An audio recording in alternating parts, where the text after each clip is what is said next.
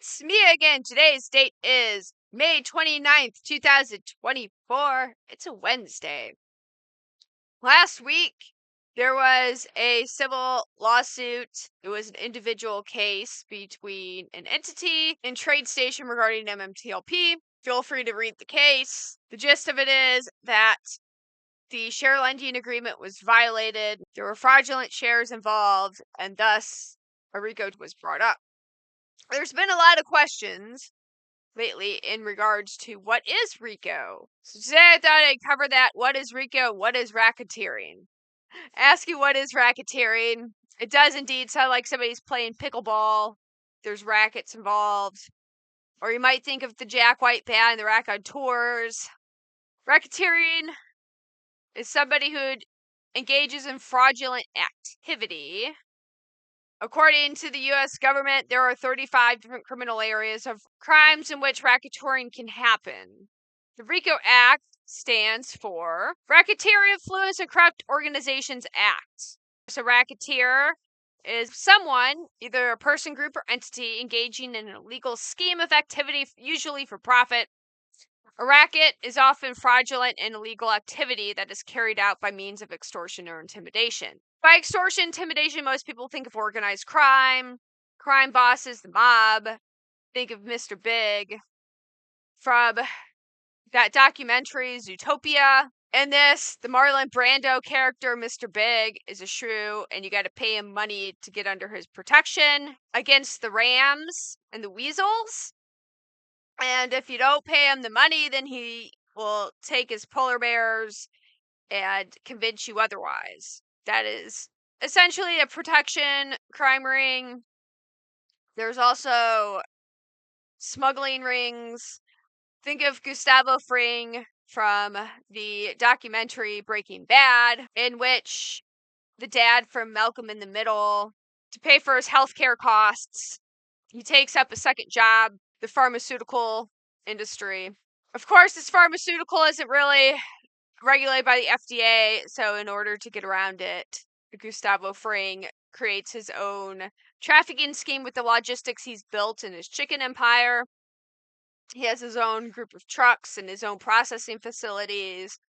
This is where you can hide the pharmaceuticals in.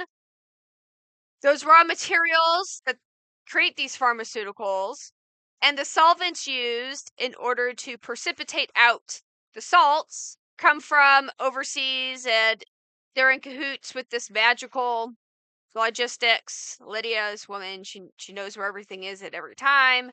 But it's this whole system to move these chemicals, to create these drugs, to then sell on the market. And of course, Gustavo has his own guy, and you have this other guy, Hector Salamanca, who's like angry at, the Fring enterprise. But that's the type of RICO. That's the drug. But you have similar ones that do cars. Think of the RICO.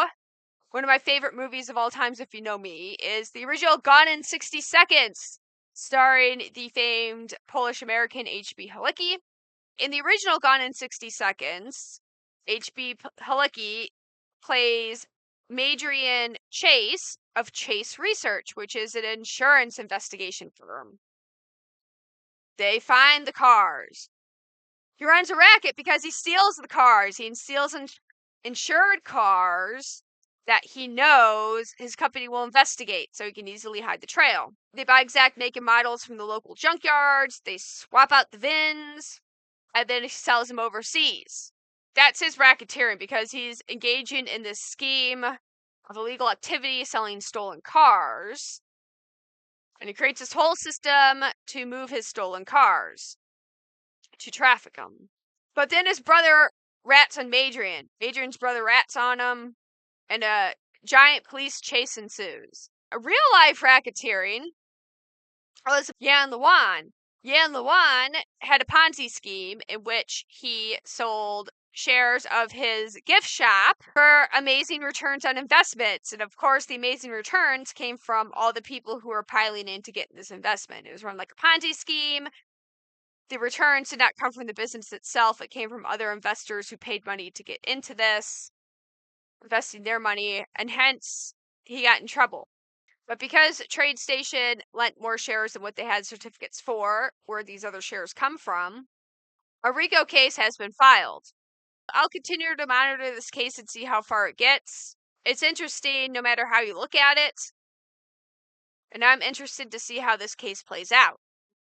And I hope this answers your question today. What is RICO? It's an acronym for Racketeering Influence Corrupt Organizations. Although many of us think of Laszlo from Real Genius and how he lived in that old van and he could throw that football over the mountain if only the coach put him in last quarter. I think Uncle Rico went to high school, Polk High School, with the esteemed alumni from Polk High School, Ed Bundy, who is also quite skilled in football.